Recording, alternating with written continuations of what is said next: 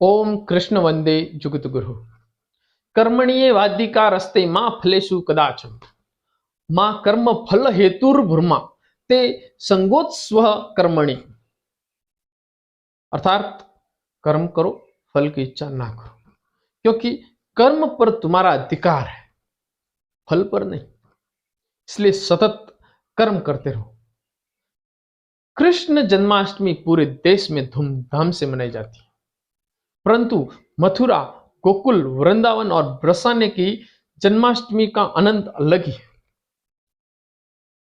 होली के रंगों की तरह पूरा आकाश रंगों से रंगीन हो जाता है। कभी जन्माष्टमी के दिन घर से निकलकर मथुरा, गोकुल, वृंदावन या बरसाने में जाकर देखें, आपको खुद को महसूस होगा कि आज भगवान श्री कृष्ण के साथ आप उनका जन्म दिवस मना रहे हैं। नमस्कार साथियों, मैं जवाहर राजपुरोहित। कंस ने अपनी बहन देवकी का विवाह धूमधाम से किया और खुशी से विवाह की सभी रस्मों को निभाया। जब बहन को विदा करने का समय आया तो कंस देवकी और वासुदेव को रथ में बिठाकर स्वयं ही रथ चलाने लगा। तभी अचानक ही आकाशवाणी हुई कि देवकी का 8वां पुत्र ही कंस का काल होगा। आकाशवाणी सुनते ही कंस अपनी बहन को मारने जा रहा था। तभी वासुदेव ने उसे समझाते हुए कहा कि तुम्हें अपनी बहन देवकी से कोई भय नहीं है। देवकी की 8वीं संतान से भय है, इसलिए वे अपनी 8वीं संतान कंस को सौंप देंगे। कंस ने वासुदेव की बात मान ली, लेकिन उसने देवकी और वासुदेव को कारागार में कैद कर दिया। कंस ने एक एक करके देवकी की सभी संतानों को मार दिया। कहा जाता है कि द्वापर युग में बढ़ रहे कंस के अत्याचारों को खत्म करने और धर्म की स्थापना करने के लिए भगवान श्री कृष्ण का जन्म हुआ था। आज से करीब 5000 साल से पहले भगवान विष्णु के 8वें अवतार भगवान श्री कृष्ण का जन्म माता देवकी की कोख से भाद्रपद कृष्ण पक्ष की अष्टमी को रोहिणी नक्षत्र में अर्धरात्रि को हुआ था। श्री कृष्ण के जन्म लेते ही कारागार में एक तेज प्रकाश छा गया। कारागार के सभी दरवाजे स्वतः ही खुल गए। सभी सैनिकों को गहरी नींद आ गई। वासुदेव और देवकी के सामने भगवान विष्णु ने अपना विराट रूप प्रकट किया और कहा कि उन्होंने ही कृष्ण के रूप में जन्म लिया है। विष्णु जी ने वासुदेव जी से कहा कि वे उन्हें इसी समय गोकुल में नंद बाबा के यहां पहुंचा दें और उनकी कन्या को लाकर कंस को सौंप दें। जब वासुदेव कंस से बचाने के लिए कृष्ण को गोकुल लेकर जा रहे थे तो अचानक तेज बारिश होने लगी। मां यमुना भगवान के दर्शन करना चाहती थी। यमुना के जल में लहरें उठने लगी। पानी का स्तर अचानक बढ़ने लगा और वासुदेव जी पानी में डूबने लगे। तभी कृष्ण ने अपना एक पैर बाहर निकाला। कृष्ण के चरण स्पर्श करते ही यमुना का जल स्तर कम हो गया। वासुदेव जी गोकुल में कृष्ण जी को यशोदा जी के पास रख आए और वहां से कन्या को ले आए और कंस को दे दी। वह कन्या कृष्ण की योग माया थी।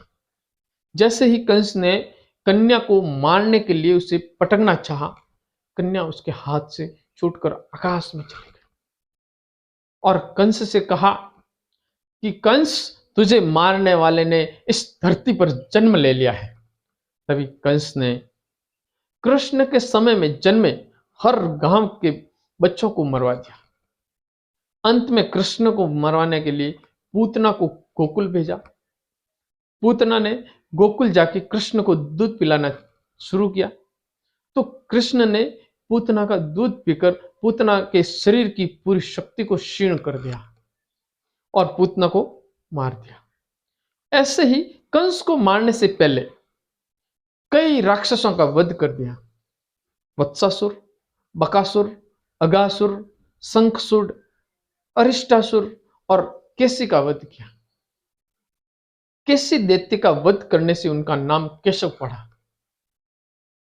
कालियानाग का मर्दन किया और दावाग्नि का पान किया। 2 या 3 वर्ष की आयु में मां ने उखल से बांध दिया था, तो उस उखल सहित 2 पेड़ों के बीच जा फंस गए और जोर लगाकर दोनों पेड़ों को उखाड़ दिया। दोनों पेड़ों को उखाड़ने के पीछे उनका एक ही लक्ष्य था, नलकुबेर और मणिग्रीव का उद्धार करना।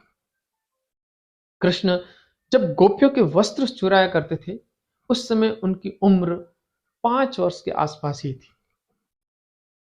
7 वर्ष की आयु में गोवर्धन पर्वत को अपनी एक छोटी उंगली पर उठाकर इंद्र के अहंकार को तोड़ा। मात्र 8 वर्ष की आयु में गोपियों संग रास लीला की थी। 10 वर्ष की आयु में मथुरा नगरी में कंस का वध किया और कंस के पिता उग्रसेन को मथुरा के सिंहासन पर दोबारा बिठाया।